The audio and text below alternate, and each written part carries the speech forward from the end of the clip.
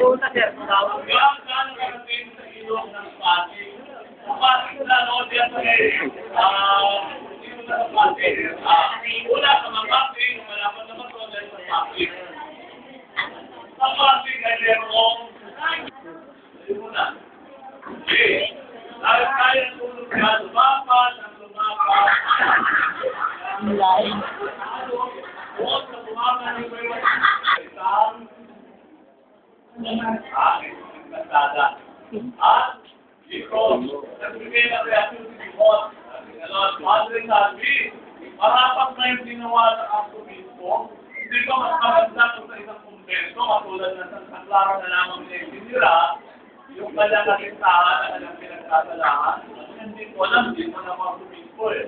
Pero sabi ni Dimon, alam mo, Madre Salvi, dahil ka na rin ang aktivismo, kasi ang iyong kukulin ay gobernador, eklesiastiko.